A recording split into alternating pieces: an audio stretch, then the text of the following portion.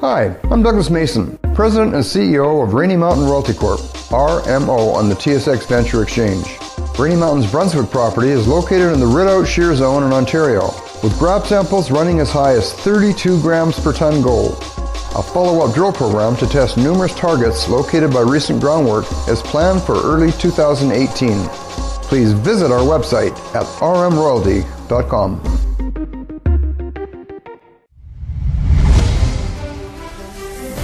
Welcome to the Goddard Report. Comments made on the Goddard Report and TalkDigitalNetwork.com are an expression of opinion only. Here is Jim Goddard. My guest is investigative reporter Spencer Fernando. You can find his articles at spencerfernando.com. Welcome back to the show, Spencer. Good to be here. Trudeau and Scheer both have deep ties to the dairy industry. Does this bode well for Bernier's new party? I think so, because he's going to be making the case that there's no real difference between the main parties. He's already been calling them, I think, the LibCon party. So I think for people who look at Scheer and Trudeau on the issue of dairy taking the same position, it will help feed into what Bernier is saying, which is that the parties are the same.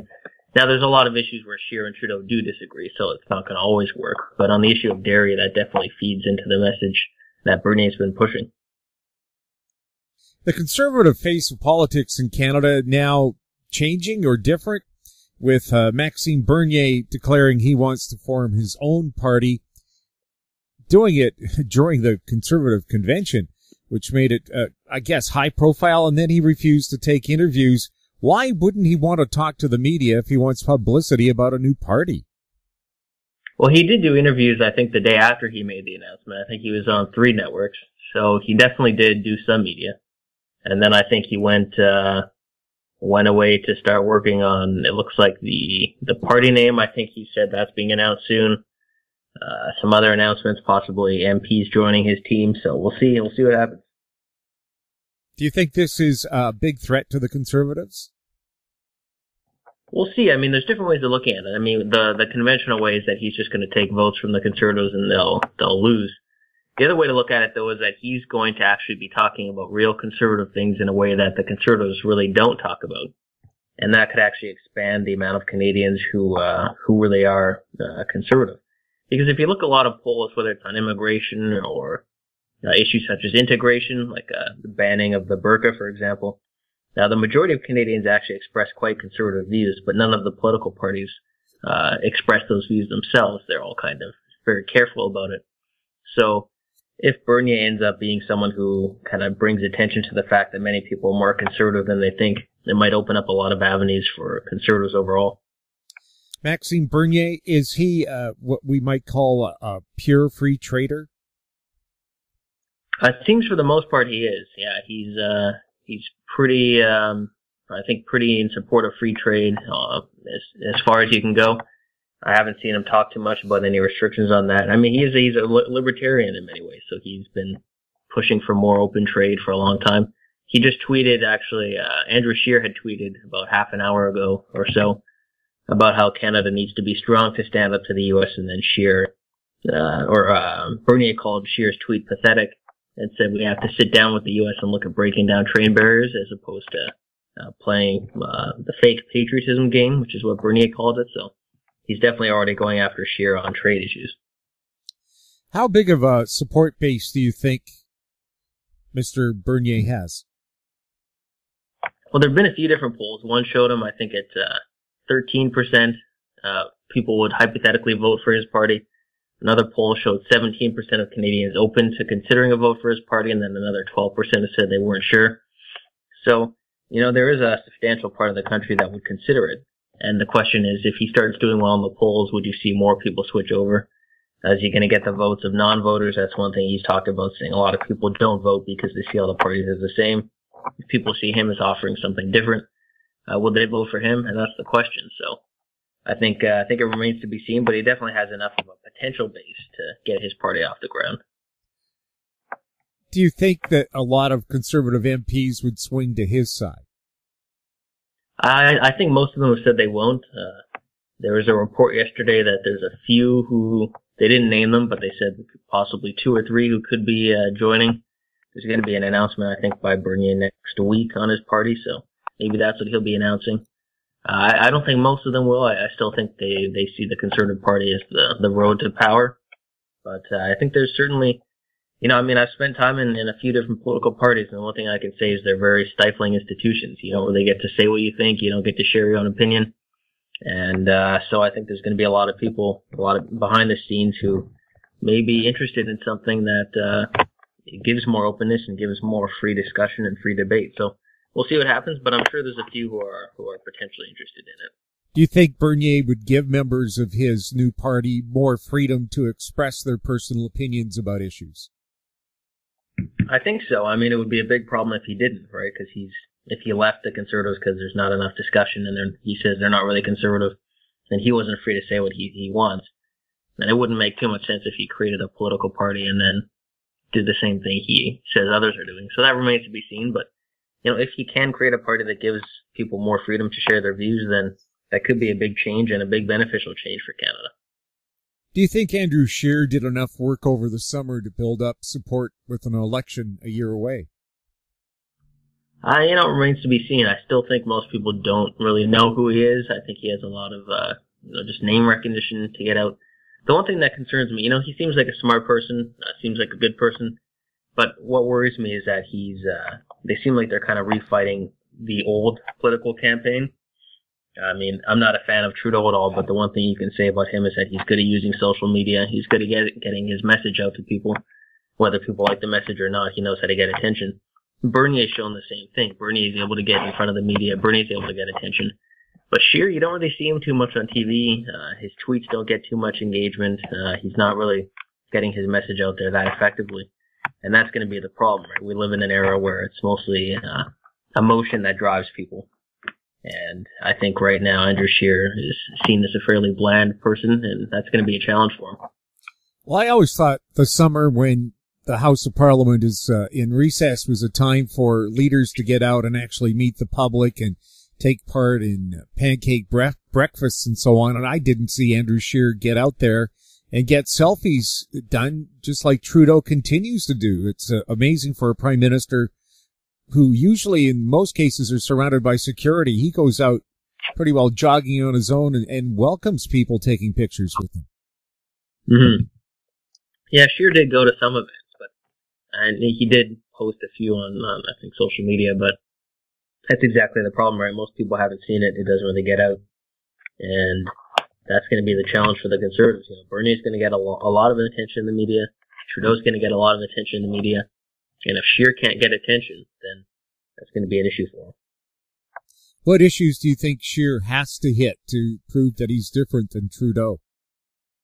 Well, the carbon tax will be a big one. That's, I think, the biggest one they want to run on. Pipelines, they'll have to say how they would do better. And Trudeau's obviously failed miserably, so they've got room there. Taxes, government spending. I think those are going to be the big ones. And if he can, I think they're already fairly differentiated on that. But I think the issue is that the tone. There's a lot of people looking for him to be tougher and even more angry in some cases, and he's really struggled with that. So he might get a few of the issues right, but if he doesn't get the tone of things right, then that's going to be a big problem. We'll have more with Spencer Fernando right after the break. I'm Brian Fowler, president of Blind Creek Resources Limited, listed on the TSX Venture Exchange, ticker symbol BCK. Blind Creek is focused in the Yukon, Northwest Territories, and British Columbia. The company's key property is the Blend Project, one of the largest undeveloped lead-zinc-silver deposits in Western Canada, plus plans to advance the recently acquired, fully permitted historic Engineer gold mine in the Atlan District of Northwestern BC. Check us out at blindcreekresources.com. Vatic Ventures Corp. is a potash exploration company focused on the Korat Basin in Thailand, the world's largest undeveloped potash resource. Vatic's management has extensive potash exploration and development experience in Thailand. Vatic will have marketing advantage compared to Western producers. Drill program commences this spring. Vatic trades on the TSX Venture, symbol VCV, and on Frankfurt, symbol V8V2. Visit our website, vaticventures.com. Welcome back. We're speaking with Spencer Fernando. Spencer, is Kevin O'Leary likely to play a prominent role in Maxime Bernier's new party? I'm not sure. I think he said he might be considering it. I think I saw that somewhere. So we'll see. I mean, that'll be a big help for Bernier because O'Leary has, he's got a big following on social media. He's pretty well known, has a lot of money. It's always good to have people like that helping out in politics. So we'll see what happens. And Bernier he was endorsed by O'Leary in the leadership race. So we'll see. Was it suspicious in the Conservative leadership vote that Bernier had led in every ballot except the last one, and then the ballots were destroyed right afterwards? Yeah, that's a bit odd. I think that's actually gone a long way to creating a lot of problems. Any new leader needs legitimacy, and I think a lot of people in the party questioned the vote, and that causes problems both for Scheer and for the party in general, because a lot of people may have felt that, maybe Bernier actually won. They knew the party didn't really want Bernier because they saw him as too controversial. Scheer was kind of the safe consensus choice. And so I think that's fed into a lot of the problems that have gone on. I mean, there's no need to destroy the ballots so quickly. It looks a little bit suspicious, even if nothing went on. Maybe nothing did go on. But it's not a good look. In today's social-driven political world, is a safe choice the best choice? I don't think so. I think the problem is that attention is, the currency of our time. And if you can't get attention, then you don't really go anywhere. So that's going to be Scheer's problem. He has a lot of trouble getting attention in the media. I mean, there was some coverage of his speech, but that's to be expected. I mean, those speeches always get coverage.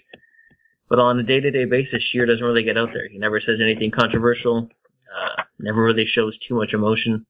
And that's just not who he is. When he tries to show emotion, it really looks like he's, it's really calculated. So that's going to be a challenge for him. He's going to have to make the case that, boring is better than Trudeau. Say Trudeau's been in the media, gets a lot of attention, but hasn't done well. And he's going to say time to go back to a boring person. But, that's going to be a tough time for him, especially the way the media has changed, social media, the way people are interested in looking at things. It's going to be tough. Well, Doug Ford really hit a note. He had his own campaign publicity. He didn't have a campaign bus for mainstream media to ride along. Is it time for Andrew Scheer to perhaps take a look at doing something like that? I think so. He still seems to think that he can somehow win over the media to like him, and they're never going to help support a conservative over a liberal. So no matter what he does, the media is going to attack him the same way. They're going to call him extreme. They're going to call him dangerous, no matter how boring or careful he is. And I think Doug Ford figured that out, and he just got his message out right to the people, and it worked very well. So that's another reason I think there's some conservatives who have concerns about Scheer, is that he's not, he still seems to think he can win over the mainstream media, and I don't think that's going to happen. We'll have more with Spencer Fernando right after this. Hi, I'm Douglas Mason, President and CEO of Magnum Gold Corp. Inc., MGI on the TSX Venture Exchange. A 2015 drill program on the LH property intersected high-grade gold, including 16.9 meters of 13.58 grams and 11 meters of 20.66 grams per ton gold. A follow-up drill program is planned to further evaluate previously identified subsurface high-grade gold mineralization. Please visit our website at magnumgoldcorp.com. Don't miss out. Stay informed. Receive the HowStreet.com weekly recap with thought-provoking podcasts, radio, and articles delivered to your inbox. Sign up for the HowStreet.com weekly recap on our homepage at HowStreet.com. Welcome back. We're speaking with Spencer Fernando. Spencer, is Canada's Foreign Affairs Minister, Chrystia Freeland, the best person to represent Canada in the NAFTA talks? No, I don't think so. I don't think they've done that good a job. Obviously, dealing with Trump is unpredictable. I mean, he'll say one thing and then do another, so that's kind of tough. But they've really been outplayed by Mexico. I mean, if anyone had told you a year ago that Mexico would have a trade deal with the U.S. and Canada wouldn't, that would have seemed insane, because the U.S. was directing all their anger towards Mexico at the time. Freeland and Trudeau, they gave a lot of speeches where they didn't mention Trump by name, but they were obviously referring to Trump. Trying to score some political points while the negotiation was still going on, as if the U.S. somehow wouldn't notice what they were saying in their speeches. That obviously didn't work out too well. And, I think people, they wanted to score political points, and I think they just assumed the U.S. would get a deal with them, and the U.S. wasn't serious about any of their threats, and it looks like that's not how it's turned out. And so, yeah, Mexico played us. The U.S. has played us so far, and now we're in a pretty tough spot. What do you think Canada should have done to prevent that from happening? Well, about a year ago, the U.S. was starting to talk about bilateral deals with each country. And that was when they were more focused on Mexico as opposed to Canada. And I think the U.S. wanted to get just one of the countries out of the way so they could focus on the other. And at the time, Stephen Harper was saying, we should consider a bilateral deal with the U.S., get the best deal we can. The Trudeau people laughed at him. They said, no, that's not how we're going to do it. We stand in solidarity with Mexico. And then, hilariously, Mexico, for all the solidarity they talked about, went and signed a deal with the U.S. without Canada. They had 5 weeks of negotiations where we were on the sidelines, and now here we are alone trying to deal with the U.S. So I think, a year ago, they should have taken a chance at a bilateral deal, gotten that off the table, moved on, and it would have been Mexico dealing with the problems now, and that was their big mistake. Why did Trudeau buy a pipeline with taxpayers' money? Well, he's created such a terrible regulatory process that no private company really thinks they can get anything built. And then he backed himself into a corner because he kept telling everybody the pipeline will be built, the pipeline will be built. So he was forced to, in his view, I guess, buy the pipeline. It never should have happened in the first place. I mean, the regulatory process should have been, such that it was easy to get projects approved. Private companies would want to come here and invest and expand and build things. No, that's not how it's gone. Trudeau doesn't seem to realize, well, maybe he does realize. I think that's the problem. I think internally he really sides with the people who hate the Canadian energy industry. There's tons of foreign money flooding into the country that's turning Canadians against the energy industry, trying to block our projects. You don't see those protests going on in the States. You don't see it going on in Saudi Arabia or Venezuela or Nigeria. You just see it happening here. And I think Trudeau actually sympathizes with those who hate the energy industry. So he has to do the least he can to look like he's fighting back against that, but he doesn't really do anything. $1.2 billion of that Kinder Morgan pipeline sale will be going to shareholders. Was that money that Canada could have used for something else? Well, yeah, all of it. It's going to end up, $4.5 billion that's being spent, and that's just to buy the pipeline. So that's already spent. And then if it ever gets approved and if it ever gets built, that's going to be possibly another $10 billion more. And that none of that should have been taxpayer money. It's a net loss because that's money that would have been invested into Canada from a private company. Instead, that money's not coming in, plus many billions are being spent.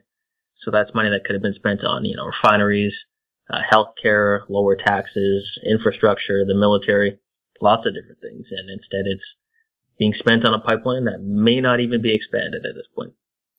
What do you think Trudeau's options are now that the courts have ruled they need to go back and reconsult Aboriginal groups and take into consideration the health of orcas and an extra tanker a day out in the Straits of Georgia? Yeah, well, the problem with consulting more is that the groups, well, it's two things. First, the media never really gets attention to the many Indigenous groups that want the pipeline. And there's lots of groups that want it. That never gets attention. And two, the groups that are opposing it are not going to ever change. They're going to, no matter what happens, they're going to say it wasn't enough consultation because they want the project stopped. So anything less than that won't be enough. And the judge changed her ruling. She had originally ruled on another pipeline, and then the process for this one was apparently based on that. And then she expanded consultation. She said, there was consultation, but it wasn't meaningful consultation, which was a new thing she made up. So I think you have far left judges who don't like the energy industry and are using their power to basically become legislators to decide what is and isn't allowed. And so I think what the government should do, I don't think they will do it because I don't think they have the guts to do it, but you have to imagine, say there was a big war and we needed to get pipelines built quickly. There's obviously legislative things the government could do to just get projects approved. And I think they need to start looking at that, whatever emergency measure you have to invoke, whatever law you have to pass. There's obviously ways to get pipelines done quickly. And I think that's what the government needs to do. Just get it done and get it pushed through. And if people legally protest, well, that's what the police are for. There's law for a reason. There's an approval process for a reason. And once a pipeline's being built, if someone gets in the way of it, then they have to be arrested. Should the Trudeau Foundation be audited? I think so. It got a big surge in donations after Trudeau became Prime Minister, which is kind of interesting. And, you have to wonder if any of the groups contributing to it are some of the groups that are trying to destroy the Canadian energy industry. So that definitely needs to be looked into. Do you have any reason to be suspicious? Well, yeah, I mean, I think it's just, that's why we need to look into it, because it's the fact that there were so few donations, and then the second Trudeau becomes Prime Minister, there's a huge surge in donations. The thinking behind that is obviously people trying to get influence with Trudeau. Whether they got influence or not, who knows? But I think we deserve to know who those groups are and who they're connected to. Spencer, anything else that you think we should be keeping a close eye on right now? No, I think that's about it. Spencer, thank you so much for chatting with us. You're welcome. My guest has been investigative reporter Spencer Fernando. You can find his articles at spencerfernando.com. You're listening to the Goddard Report on TalkDigitalNetwork.com. If you have any questions for the show or for our guests, you can send them to info@howstreet.com. I'm Jim Goddard. Thanks for listening. Comments made on the Goddard Report and TalkDigitalNetwork.com are an expression of opinion only. The Goddard Report is available online and mobile at TalkDigitalNetwork.com. The Goddard Report is a production of How Street Media Incorporated.